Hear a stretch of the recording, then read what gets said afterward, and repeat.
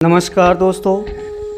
हर साल ज्येष्ठ महीने की अमावस तिथि को वट सावित्री व्रत पड़ता है।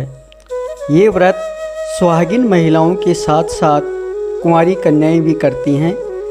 विवाहित महिलाएं इस व्रत को अपने पति की लंबी उम्र और खुशहाल जीवन की कामना से रखती हैं।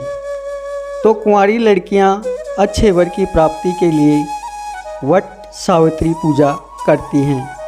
आइए जानते हैं वट सावित्री व्रत की कथा। पौराणिक कथाओं के अनुसार भद्र देश के राजा अश्वपति की कोई संतान नहीं थी। उन्होंने संतान प्राप्ति के लिए मंत्रोच्चारण के साथ प्रतिदिन 1,00,000 आहुतियाँ दी। ये काम 18 वर्ष तक जारी रहा। इसके बाद सावित्री देवी प्रकट हुई और उन्होंने वर दिया कि राजन, तुझे एक तेजस्वी कन्या पैदा होगी। राजा को सावित्री देवी की कृपा से एक पुत्री की प्राप्ति हुई जिसका नाम सावित्री रखा गया। ये कन्या बड़ी होकर बेहद रूपवान हुई। उस कन्या के लिए योग्य वर न मिलने से उसके पिता दुखी थे। उन्होंने कन्या को स्वयं वर खोजने के लिए भेज दिया। सावित्री तपोवन में भटकने लगी। वहाँ सालव देश के राजा धूमनसेन रहते थे, जिनका राज्य किसी ने छीन लिया था।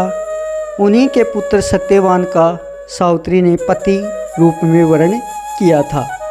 ऋषिराज नारद को जब ये बात पता चली तो वह राजा अश्वपति के महल पहुँचे और उन्होंने कहा, हे राजन, आपकी कन्या ने जिसे अपना वर चुना है वो गुणवान है, धर्मात्मा है और बलवान भी है, लेकिन उनकी आयु बहुत छोटी है।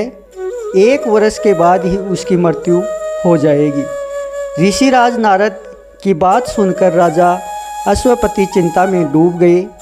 सावित्री ने अपने पिता के दुखी होने का कारण पूछा तो उन्होंने कहा, पुत्री, तुमने जिस राजकुमार को अपने वर के रूप में चुना है वह तो अल्पवायु है, अतः तुम्हें किसी और को अपना जीवन साथी बनाना चाहिए।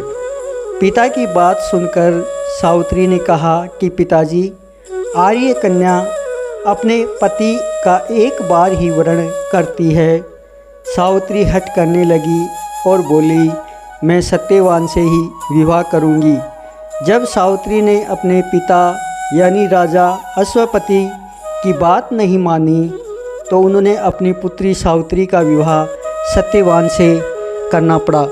सावित्री अपने ससुराल पहुंचते ही सास ससुर की सेवा में लग गई। समय बीतता चला गया। सत्यवान की मृत्यु के दिन जैसे जैसे करीब आने लगे, सावित्री अधीर होने लगी। उन्होंने 3 दिन पहले ही उपवास शुरू कर दिया। नारद मुनि द्वारा कथित निश्चित तिथि पर उन्होंने पितरों का पूजन किया। हर दिन की तरह सत्यवान उस दिन भी लकड़ी काटने जंगल में गए। साथ में ही सावित्री भी गई। लकड़ी काटने के लिए सत्यवान जैसे ही एक पेड़ पर चढ़े, उन्होंने अचानक सिर में तेज दर्द होने लगा। दर्द से व्याकुल सत्यवान पेड़ से नीचे उतर गए। सावित्री यह देखकर परेशान हो गई। सत्यवान के सिर को अपनी गोद में रखकर सावित्री सत्यवान का सिर सहलाने लगी। तभी वहाँ यमराज पहुँचे। यमराज अपने साथ सत्यवान को ले जाने लगे। सावित्री भी यमराज के पीछे पीछे चल पड़ी। यमराज ने सावित्री को समझाने की कोशिश की, लेकिन सावित्री नहीं मानी।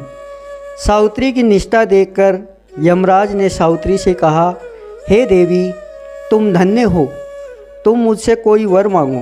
सावित्री ने कहा कि मेरे सास ससुर वनवासी और अंधे हैं, उन्हें दिव्य ज्योति प्रदान करें। यमराज ने वरदान दे दिया और कहा, अब जाओ, लौट जाओ।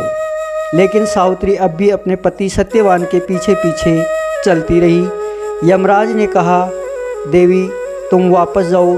सावित्री ने कहा, भगवान, पति के पीछे चलना मेरा कर्तव्य है। यह सुनकर उन्होंने फिर से उसे एक और वर मांगने के लिए कहा। तब सावित्री बोली, हमारे ससुर का राज्य छिन गया है, उन्हें पुनः वापस दिला दे।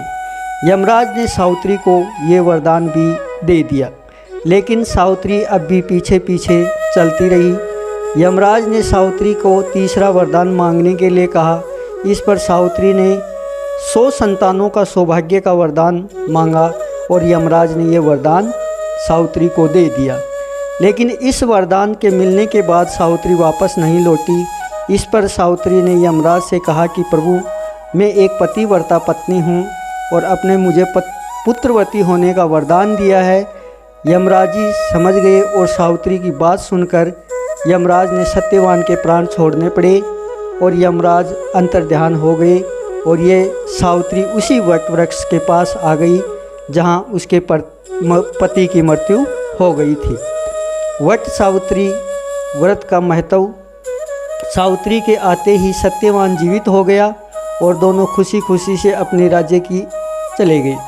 दोनों जब घर पहुँचे तो देखा कि माता पिता के दिव्य ज्योति प्राप्त हो गई थी और उनके सारे दुख दूर हो गए थे। कहते हैं सावित्री व्रत करने से, इस कथा को सुनने से जीवन साथी की लंबी आयु का वरदान प्राप्त होता है, साथ ही वैवाहिक जीवन में खुशियाँ भी बनी रहती हैं।